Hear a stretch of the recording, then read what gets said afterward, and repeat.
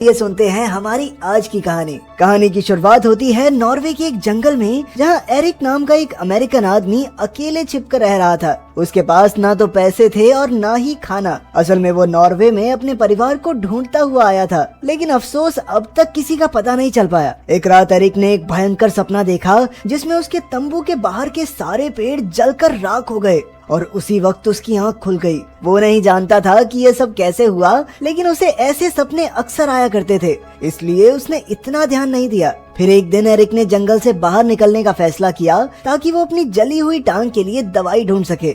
इसी तरह चलते चलते वो दवाई चुराने के लिए क्लिनिक में घुस गया। फिर उसने बाथरूम में अपने जख्मों पर मरहम लगाई और अपने बाल और दाढ़ी काट कर तुरंत वहाँ से बाहर निकल गया। लेकिन जब वो जंगल के रास्ते पर था तो बीच में कुछ शरारती लड़कों ने मिलकर उसे परेशान करना शुरू कर दिया। फिर ओले नाम के एक लड़के ने एरिक को जोर से धक्का दिया, जिससे एरिक को काफी गुस्सा आ गया। उसने ओले को चेतावनी देते हुए कहा कि अगर उसने एरिक को छुआ भी तो यहीं जल जाएगा। लेकिन ओले ने इस पर ध्यान नहीं दिया और एरिक का कॉलर पकड़ लिया। लेकिन उसी पल वो नीचे गिर पड़ा और उसकी मौके पर ही मौत हो गई। इस घटना के कुछ ही समय बाद पुलिस ने एरिक को ओले के खून के इल्जाम में गिरफ्तार कर लिया। फिर पूछताछ करने पर जब एरिक ने मुंह नहीं खोला तो उन्होंने क्रिस्टीन नाम की एक साइकोलॉजिस्ट को उससे बात करने के लिए बुलाया। आखिरकार एरिक ने उसे बताया कि उसने ओले को नहीं मारा, बल्कि उसने तो ओले को पीछे हटने के लिए चेतावनी भी दी थी, और फिर जो कुछ भी हुआ वो उसके कंट्रोल में नहीं था। उस वक्त ये सारी बातें हेनरिक नाम का एक पुलिस वाला दूसरे कमरे से सुन रहा था, और उसे तो इस अजीब से अमेरिकन आदमी की बातों पर बिल्कुल विश्वास नहीं था। पर क्रिस्टीन ने और बातचीत करके पता लगाया कि 3 साल पहले भी एरिक की वजह से एक खेत में आग लग गई थी, जिसमें करीब 5 लोग मारे गए थे। एरिक ने उसे ये भी बताया कि उसकी कई पुश्तें नॉर्वे में ही रहती थी। फिर क्रिस्टीन ने उसकी हथकड़ियां खोली ताकि एरिक उस पर भरोसा करके सच बता सके, और फिर ये खुलासा हुआ कि उस आग में मरे 5 लोग एरिक के ही रिश्तेदार थे। जब उसने अपने रिश्तेदारों का नाम सुना तो उसे बेहद दुख और पछतावा हुआ, और आखिरकार दुखी होकर उसने कबूल कर ही लिया कि उसी ने अपने रिश्तेदारों और ओले की जान ली है। फिर जब वो असलियत बताने लगा तो अचानक क्रिस्टीन के बाल अपने आप हवा में उड़ने लगे, और तब एरिक ने अपनी शक्तियों से ग्लास से पानी उड़ा कर दिखाया। लेकिन हमेशा की तरह वो अपनी शक्तियों पर काबू नहीं रख पाया, और कुछ ही पलों में पूरी बिल्डिंग में बिजली कड़कने से आग लग गई। क्रिस्टीन समझ गई थी कि एरिक की भावनाओं से ही उसकी शक्तियां चलती हैं, इसलिए उसने तुरंत एरिक को शांत करके अपनी शक्तियों पर काबू पाने को कहा। खैर जल्द ही यूएस एम्बेसी के ऑफिसर्स एरिक को अमेरिका वापस ले जाने आ गए। उनमें से हैथवे नाम के ऑफिसर ने एरिक की जानकारी निकालने की कोशिश की, लेकिन एरिक ने क्रिस्टीन के अलावा किसी और से बात करने से साफ इनकार कर दिया। फिर उसने हैथवे से कहा कि उसे हेलीकॉप्टर में ले जाने से पहले नशे के इंजेक्शन से बेहोश कर दे, लेकिन रास्ते में ही इंजेक्शन का असर खत्म हो गया और उसने देखा कि वो लोग उसे बांध कर ले जा रहे थे। इस बात पर एरिक को बहुत गुस्सा आ गया और वो छूटने की कोशिश करने लगा। उसी वक्त अचानक आसमान में काले बादल छा गए। जितनी वो छूटने की कोशिश करता उतना ही मौसम बिगड़ने लगता, और जल्द ही भयंकर तूफान शुरू हो गया। इसी वजह से उनका हेलीकॉप्टर संतुलन खोकर समुद्र में जा गिरा। तब जाकर एरिक को एहसास हुआ कि वो तो पानी में भी सांस ले सकता है। आखिरकार वो गुस्सा छोड़कर हैथवे को खींचकर किनारे तक ले आया और उसकी जान बचाई, लेकिन उसके उठने से पहले ही वो वहाँ से भाग निकला। उधर जब ओले के पिता जॉन को ये खबर मिली कि एरिक का हेलीकॉप्टर क्रैश हो गया है और वो फिर भी बच निकला, तो जॉन ने तुरंत पुलिस को उसे पकड़ने को कहा।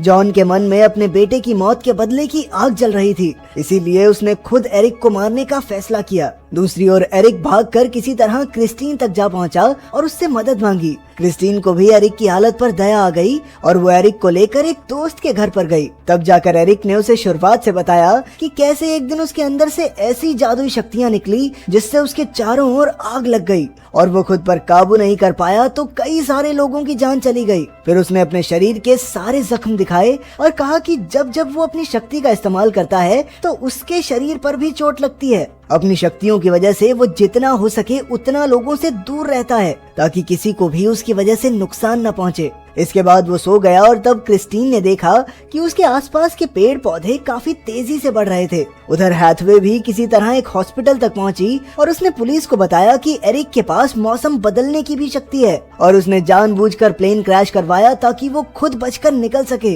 वहीं दूसरी ओर क्रिस्टीन एरिक की शक्तियों के बारे में और गहराई से जानना चाहती थी, इसलिए उसने एरिक के साथ उसी खेत में जाने का फैसला किया जहाँ से ये सब शुरू हुआ था। उधर पुलिस ने एरिक और क्रिस्टीन को भगौड़े घोषित कर दिया, इसलिए उन्होंने कई सड़कों पर बैरियर्स लगाकर लोगों की जांच करनी शुरू कर दी थी।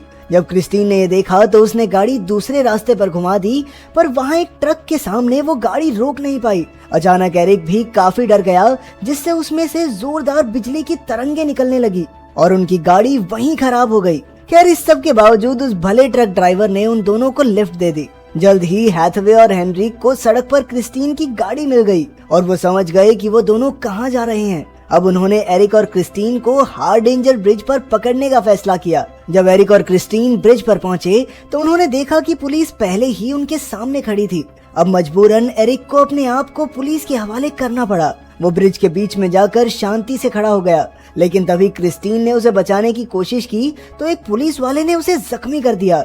ये देखकर एरिक आग बबूला हो उठा और ना चाहते हुए भी उसकी शक्तियों की वजह से एक जोरदार तूफान आ गया। लेकिन फिर क्रिस्टीन ने उसे किसी तरह शांत करते हुए खुद पर काबू रखने को कहा, ताकि उसके आसपास किसी को भी नुकसान न पहुंचे। अब एरिक ने सारी बिजली अपने आसपास इकट्ठा कर ली और आखिरकार वो बेहोश होकर गिर गया। इधर हेनरिक और बाकी सब लोग एरिक की इतनी शक्तियां देखकर एकदम हक्के बक्के रह गए।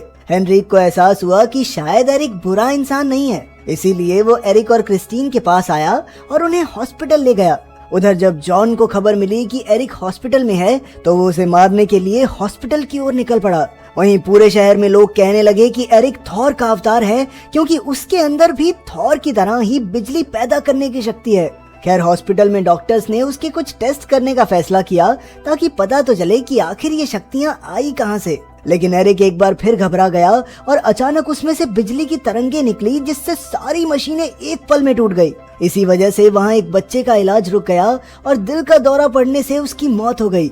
जब एरिक को पता चला तो उसे बहुत पछतावा हुआ और वो बिना समय गवाए उस बच्चे की मदद करने निकला। लेकिन बच्चे के कमरे तक पहुँचने से पहले ही जॉन ने उस पर बंदूक तान दी। वो अपने बेटे की मौत का बदला लेना चाहता था। ये सुनकर एरिक ने उससे माफी मांगी और कहा कि अगर उसे मारकर जॉन को शांति मिलेगी तो यही सही। लेकिन इस वक्त उस बच्चे को एरिक की मदद की जरूरत है। ये सुनकर न जाने कैसे जॉन का भी दिल पिघल गया और उसने एरिक को मारने का इरादा छोड़ दिया। अब एरिक तुरंत उस बच्चे के कमरे में पहुंचा और उसकी छाती पर हाथ रख दिया। फिर उसमें से एक ऐसी जादुई शक्ति निकली जिससे अचानक वो बच्चा फिर से जिंदा हो गया और उसकी सारी बीमारी भी ठीक हो गई। ये सब देखकर हेनरिक को तो यकीन हो गया कि एरिक एक बुरा इंसान हो ही नहीं सकता। अब उसने एरिक की मदद करके इस गुत्थी को सुलझाने का फैसला किया कि उसके अंदर ये शक्तियाँ आखिर आई कहाँ से। फिर वो एरिक और क्रिस्टीन को लेकर उसी खेत की ओर निकल पड़ा जहाँ एरिक के रिश्तेदार रहते थे। पर जैसे ही एरिक हॉस्पिटल से बाहर आया तो सैकड़ों की भीड़ में लोग उसकी एक झलक पाने को बेताब खड़े थे। वो सब उसे थॉर का अवतार समझकर उसके लिए तालियां बजाने लगे। लेकिन एरिक को डर था कि कहीं वो गलती से उनमें से किसी को नुकसान न पहुंचा दे। खैर, किसी तरह वो गाड़ी में बैठकर निकले और फिर हेनरिक ने क्रिस्टीन को नॉर्स देवताओं की एक किताब दी। उसमें लिखा था कि रैग्नारॉक की मौत के बाद थॉर के बच्चे खेत में आकर रहने लगे थे और शायद ये वही खेत था जहां एरिक के रिश्तेदार रहते थे। अगर ये सच निकला तो इसका मतलब ये होगा कि एरिक ही तूफान के देवता थॉर का अवतार है। आखिरकार जब वो खेत में पहुंचे तो एरिक अचानक अपने घुटनों पर बैठ गया। तभी हेनरिक ने मजदूरों को बुलाकर वहां खुदाई करवाई, लेकिन वो नहीं जानते थे कि हैथवे ने अपनी फौज के साथ पूरे खेत को घेर रखा था। हैथवे ने अपने सैनिकों को आदेश दिया कि अगर एरिक कोई भी गड़बड़ करे तो उसी वक्त उसे गोली से उड़ा दें। खैर, खेत में काफी देर तक खुदाई चलती रही और आखिरकार उन्हें जमीन के नीचे काफी पुरानी गुफाएं मिली जिसमें नॉर्स देवताओं की कहानियां लिखी हुई थी। वहाँ लिखा था कि रैग्नारॉक की मौत के बाद थॉर के वंशज धरती पर आकर बस गए और तब से लेकर अब तक वो धरती पर ही मौजूद हैं। इससे ये साफ हो गया कि एरिक भी थॉर का ही वंशज है। आखिरकार अब एरिक के गुफा के अंदर जाने का समय आ गया था जहाँ उसे थॉर का हथियार मिलेगा। फिर जब एरिक गुफा के बीच पहुंचा तो उसे एक बक्सा मिला जिसमें दस्ताने और बेल्ट थी और आखिरकार उसे थॉर का वो मशहूर हथौड़ा म्योनिर मिला। जैसे ही एरिक ने ये तीनों चीजें पहनी तो अचानक आसमान में जोरदार बिजली कड़की, जिसे एरिक थॉर के हथौड़े से काबू कर सकता था। आखिरकार वो तूफान का देवता थॉर बन गया था और फिर जैसे ही वो गुफा से बाहर निकला तो हजारों लोग बैरिकेड्स तोड़कर उसकी तरफ भागने लगे ताकि वो थॉर और उसके जादुई हथौड़े के दर्शन कर सके। सबसे पहले क्रिस्टीन भागती हुई उसके पास पहुंची क्योंकि उसे इस बात की बेहद खुशी थी कि आखिरकार एरिक को अपना असली सच पता चल गया था। अब शहर के लोग भी एरिक को इज्जत भरी नजरों से देखने लगे थे। पर उसी समय हैथवे ने बाहर से एरिक को गोली मारने का आदेश दे दिया, लेकिन गोली सीधा जाकर क्रिस्टीन को लगी, जिससे उसकी मौके पर ही मौत हो गई।